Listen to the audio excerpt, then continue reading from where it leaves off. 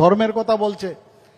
এখানে চিত্ত মহারাজজি বারবার বলছেন যে ওনার মার কথা বলছেন, বাবাকে, এবং আমরা আসলে আমাদের ধর্ম কিন্তু কর্মের মাধ্যমে এবং সুনির্দিষ্ট কি কি করা উচিত সেই কারণেই ধর্ম।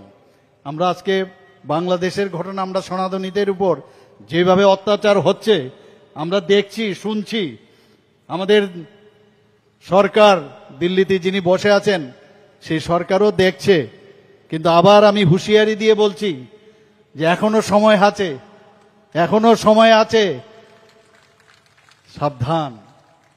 সনাতনীদের উপর আক্রমণ করে হাজার হাজার বছর ধরে ভারতবর্ষে অনেক আক্রমণ হয়েছে, কিন্তু সনাতন ধর্ম কিন্তু ওনাদেরকে নড়াতে পারেনি। আজকেও সেটা আছে, আগামী দিনও আছে, এবং অতীতেও ছিল, ভবিষ্যতেও থাকবে, এটা আমি বলতে পারি।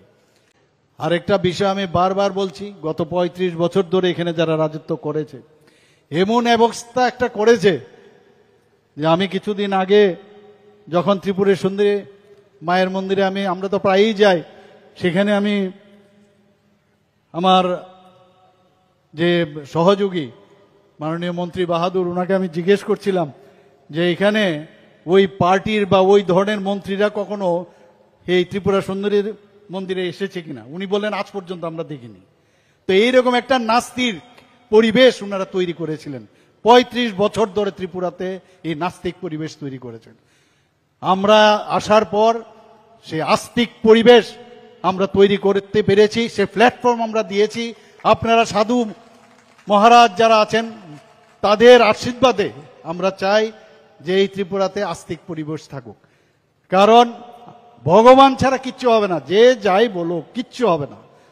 যে কারণে ওদের মাইক্রোস্কোপ দিয়ে এখন খুঁজে পাওয়া যাচ্ছে না, আস্তে আস্তে করে যাবে নিচে। এই ধরনের মুখোশ পরে ওরা থাকে, ধর্মের নামে নানা রকম বিভিন্নভাবে এখানে চেষ্টা করে, এখানে দাঙ্গা লাগানোর অনেক চেষ্টা করেছে।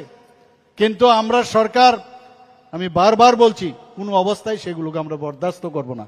আমরা সব ধর্মের প্রতি আমাদের আস্থা রয়েছে, সম্মান করি, কিন্তু এর অর্থই নয় যে কেউ চোখ রাঙালে তাকে বরদাস্ত আমরা করব, সেটা আমরা কোনোদিন করব না এবং করতে দেবও না। কিন্তু আমরা শান্তির বার্তা নিয়ে আমরা আসছি। এর আগে আশির দাঙ্গার কথা এখানে বলেছেন আমাদের মাননীয় মন্ত্রী বাহাদুর, কি অবস্থা ছিল, কোনো এক জায়গার থেকে আরেক জায়গায় যাওয়া যেত না। আমাদের যখন এখান থেকে ধর্মনগর যেতে হতো, এসকর্টের মাধ্যমে আমাদের যেতে হয়েছে, বসে থাকতে হতো 12 ঘন্টা 18 ঘন্টা করে, তারপর যেতে হতো। একটা আতঙ্কের পরিবেশ ছিল, কি একটা অবস্থা করেছিল ত্রিপুরাতে। আর এখন কিছু কিছু লোক বলছে ত্রিপুরাতে নাকি এখানে আইন শৃঙ্খলা নেই। যেখানে যেখানে যেতাম খালি খুন সন্ত্রাস, এই তো ছিল এই রাজ্যের অবস্থা। ত্রিপুরাতে সাম্প্রদায়িক দাঙ্গা ছিল না, সন্ত্রাসবাদীরা কোন কোন রাজনৈতিক দলের সমর্থনে পুষ্ট হয়ে রাজনীতিগতভাবে বামফ্রন্ট, মার্ক্সবাদী, কমিউনিস্ট পার্টিকে তারা যখন মোকাবেলা করতে পারছে না, এই সন্ত্রাসবাদীদের ঘাড়ে চপে সরকার দখল করার বদনাম করছিল, এরা সেখানে বন্দুকের নলের মুখে মানুষের রক্ত ঝরিয়ে তারা হুলি খেলবার চেষ্টা করেছে। এটা দাঙ্গা না, এটাকেও বামফ্রন্ট সরকার মোকাবেলা করার চেষ্টা করেছে, শান্তি পুনঃস্থাপন করেছে। গোটা ভারতবর্ষের সামনে ত্রিপুরা বামফ্রন্ট সরকার দৃষ্টান্ত স্থাপন করেছে। সরকার যদি চায় সন্ত্রাসবাদ কিভাবে মোকাবেলা করা সম্ভব, ত্রিপুরা হচ্ছে তার জ্বলন্ত দৃষ্টান্ত। এরা স্বীকার করতে বাধ্য হয়েছে। কাজে এই যে পরিস্থিতি আজকে যেটা দেখা যাচ্ছে, ধর্মের নামে, সম্প্রদায়ের নামে আরএসএস, বিজেপি, বিশ্ব হিন্দু পরিষদ পেছনে দাঁড়িয়ে বিশ্ব জনবসতির এলাকায় হিন্দু মুসলমান বসবাস করেন, সেই জায়গায় বিরোধ বাঁধাচ্ছে, বাড়িঘর পুড়িয়ে দিচ্ছে, লুট করছে, দৈহিক আক্রমণ করছে, খুন খারাপি করছে। কদমতলা ধর্মনগরে, কৈজুরাবাড়ে, রানীর বাজার শহরে,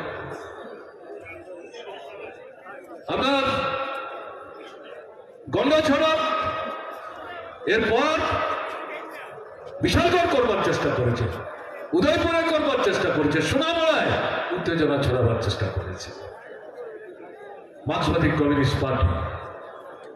তার সীমাবদ্ধ সামর্থ্য নিয়েও সাম্প্রদায়িক যে প্ররোচনা তার বিরুদ্ধে রুখে দাঁড়িয়ে ঐক্য সংগতি রক্ষা করবার জন্য তার দায়িত্ব পালন করা থেকে পেশপা হয়ে এরকম একটা জায়গায় এরা রাজ্যটাকে আজকে নিয়ে গেছে। আপনাদের অভিজ্ঞতা কি?